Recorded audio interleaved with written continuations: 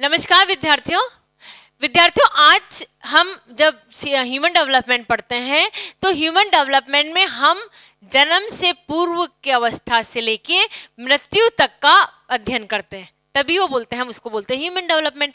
Human development में हम पढ़ेंगे वयस्कावस्था, एडल्टहुड के बारे में। एडल्टहुड जो होता है उसको 3 पार्ट में बांटा गया है। इस वाले वीडियो में हम पूर्व वयस्कावस्था या पूर्व एडल्टहुड के बारे में पढ़ेंगे। यह जो पूर्व एडल्टहुड है यह 18 साल से शुरू होती है इसकी एज, और यह 40 वर्ष तक मेंटेन रहती है। ठीक है, यानी 18 साल से जो 40 वर्ष की उम्र होती है उसको पूर्व वयस्कावस्था का नाम दिया गया है या प्री एडल्टहुड का नाम दिया गया है। ठीक है, जितने भी चेंजेस होते हैं लाइफ में, बहुत सारे चेंजेस होते हैं, वह इस उम्र में होते हैं। हमें ये देखना होता है कि हम इस उम्र का अध्ययन क्यों करें, है ना। इस अध्ययन की आवश्यकता क्या होती है, तो इस अध्ययन की आवश्यकता क्या होती है इसके बारे में हम इस वीडियो के अंदर पढ़ाई कर लेते हैं, देख लेते हैं। वयस्कावस्था की क्यों आवश्यकता होती है, इसके लिए हम देखेंगे वयस्कावस्था की विशेषताओं के बारे में जानकारी प्राप्त करने की। 18 साल से पहले का कौन सी एज थी? एडोलेसेंस एज थी, जिसमें व्यक्ति में शारीरिक परिवर्तन बहुत ज्यादा होते हैं, है ना। जितने भी शारीरिक परिवर्तन होते हैं वो किस में होते हैं? एडोलेसेंट एज में होते हैं। अब बच्चों क्या होता है, एडोलेसेंट में बहुत सारे शारीरिक परिवर्तन होते हैं, मानसिक परिवर्तन होते हैं, परंतु ये उम्र ऐसी होती है, इस उम्र में सेटलमेंट, लाइफ का जो सेटलमेंट होता है वह होना होता है। सेटलमेंट किसमें? मैरिज होती है, इस एज में होती है, 18 से 40 साल के बीच में होती है। ठीक है, मैरिटल स्टेटस में हो गया सेटलमेंट। दूसरा इसके अंदर होती है आप ये कह सकते हैं कि जो आपका जॉब होता है ना, जो भी जॉब करना पसंद करते हैं तो उनकी जॉब को सेटल करने के लिए किस लाइफ में वो किस फील्ड में आगे बढ़ेंगे, वह सेटलमेंट भी इसमें होती है। बहुत सारे जो चेंजेस होते हैं लाइफ के अंदर, जिसमें आपके जो इमोशंस होते हैं उनको आपको सेटल करना होता है, उनके ऊपर कंट्रोल पाना होता है, वो भी इस एज में होती है। आप पेरेंट्स बनते हैं, वो भी इस एज में बनते हैं, यानी कि आपके जीवन में बहुत सारे जो परिवर्तन होते हैं वह इस पे होते हैं। तो इसकी क्या क्या विशेषताएं होती हैं इसके बारे में हमें जानकारी प्राप्त करनी होती है। ये सारी विशेषताएं तो होती है ना, कि इमोशंस होते हैं, इमोशंस डेवलप हो जाते हैं 2 साल तक की एज तक, सारे इमोशन, परंतु हम उनको इमोशन को कंट्रोल करते हैं, उन इमोशंस को हम समझते हैं। हमारे में कई डिटोरेशन होने चालू हो जाते हैं 40 साल की एज तक आते आते कुछ ना कुछ प्रॉब्लम्स, फिजिकल प्रॉब्लम होनी शुरू हो जाती हैं, है ना। अब इनको समझना, इनको महसूस करना, ये कब होगा? जब आप इनकी विशेषताओं को पढ़ लेंगे। किसकी विशेषताओं को पढ़ लेंगे? वयस्कावस्था की जब आप विशेषताओं के बारे में पूरी तरह से डिटेल में पढ़ लेंगे, तब आपको मालूम पड़ जाएगा कि आपको किस तरीके से रिएक्ट करना है, कि शरीर के अंदर क्या क्या परिवर्तन होते हैं, मानसिक परिवर्तन किस तरीके से होते हैं। तो इसलिए हम क्या पढ़ते हैं? पूर्व वयस्कावस्था को पढ़ते हैं। नेक्स्ट होते हैं जिम्मेदारियों के ज्ञान में सहायक। कौन कौन सी जिम्मेदारी आती है? शादी करते हैं, शादी की जिम्मेदारी आती है, चाहे लड़की के ऊपर आए चाहे लड़के के ऊपर आए, दोनों के ऊपर शादी की जिम्मेदारी आई। फिर इसी हमने अभी आपको बताया, इसी एज होती है, इस एज में क्या होता है, बच्चे होते हैं। अब चूंकि इस एज में बच्चे होते हैं तो बच्चों की जिम्मेदारियों को संभालना होता है। आपके जो पेरेंट्स होते हैं वह उनकी एज बढ़ती जाती है, वो 60+ होते जाते हैं। आपको बच्चों के साथ में आपके जो पेरेंट्स होते हैं उनकी जिम्मेदारियों को भी समझना है। आपको सोसाइटी की जो जिम्मेदारी होती है उन जिम्मेदारियों को भी समझना है। ठीक है, यानी हमारे पास बहुत सारी जिम्मेदारियां आ जाती है, प्लस आपकी जो ऑफिस की जिम्मेदारी है उनको तो आपको समझना ही समझना है ना।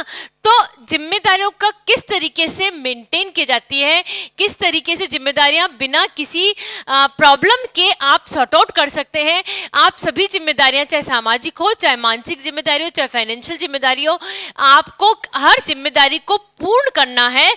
आप किस तरीके से पूर्ण कर सकते हैं इसके बारे में संपूर्ण जानकारी आपको प्राप्त होगी यदि आप यह अवस्था पढ़ लेंगे तो। ठीक है, इसलिए हमें प्री एडल्टहुड की पढ़ने की आवश्यकता होती है। समायोजन में उपयोगी। अभी तक यानी 18 साल तक आप किसी के साथ समायोजन नहीं करते। समायोजन मतलब आप किसी के साथ में भी एडजस्ट नहीं करते।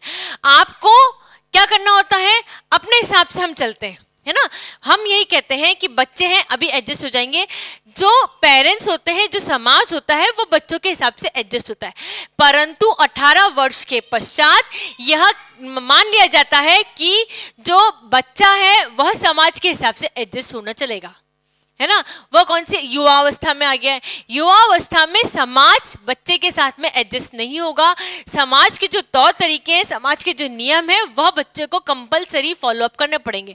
हर समाज के अलग अलग नियम है, वो बच्चे को फॉलोअप करने पड़ेंगे। तो ये क्या है, समायोजन में उपयोगी होता है। किस तरीके से, किस एज पे कौन सा समायोजन करना होता है, यह करना पड़ता है। समायोजन समाज के साथ में ही नहीं होता बच्चों, समायोजन इस उम्र में जो होता है वह फैमिली के साथ में भी होता है।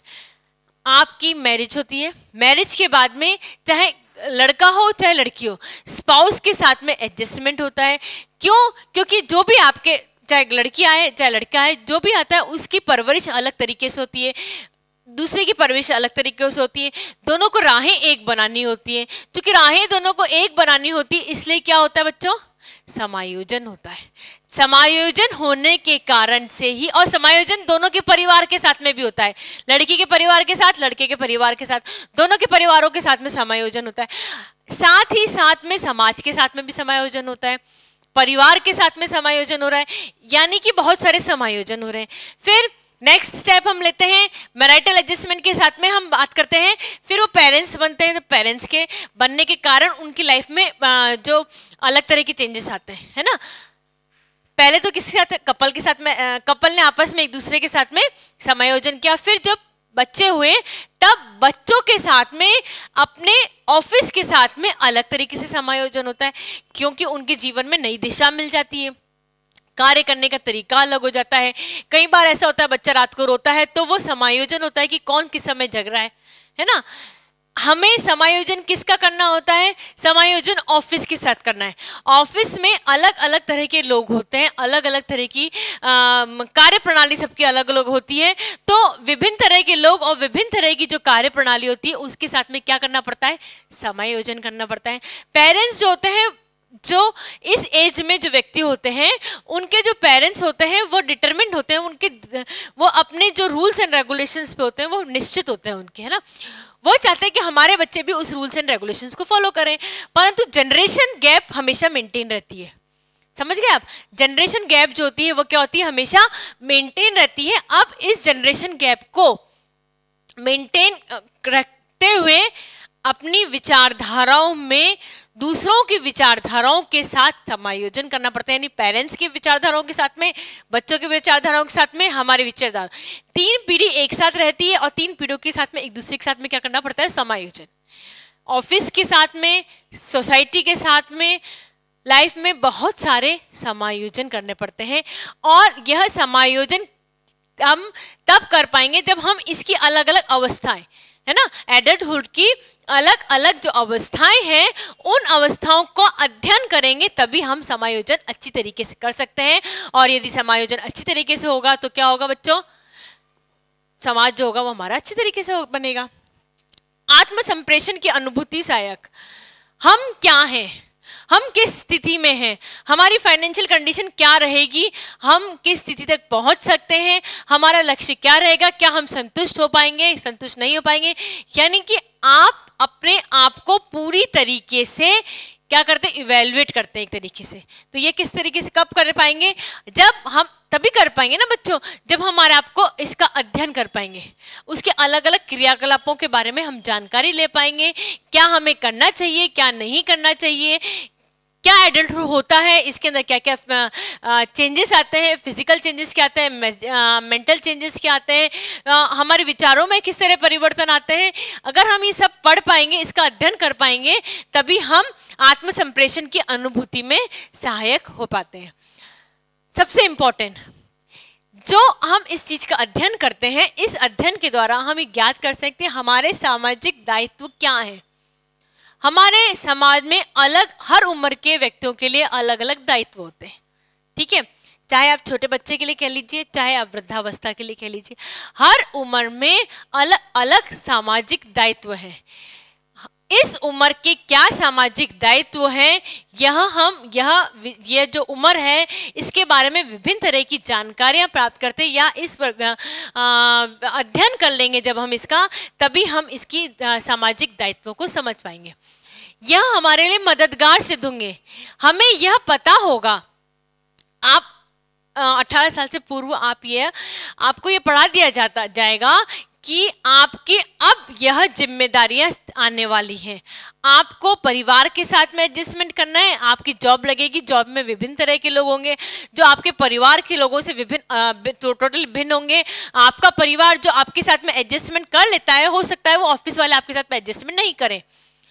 जो आपका परिवार आपके लिए झुक जाता है, वो आपके ऑफिस वाले आपके साथ में नहीं झुकेंगे। ठीक है, अब इन सब और कुछ समय के पश्चात समाज की जो भी जिम्मेदारियां होती हैं, जो भी रिश्तेदारियां होती हैं, वह इस उम्र के व्यक्ति को ही निभानी होती है। तो यहाँ सामाजिक दायित्व की जिम्मेदारी निभाने में भी यह जो अध्ययन होता है वह पूर्ण तरीके से सहायक होता है।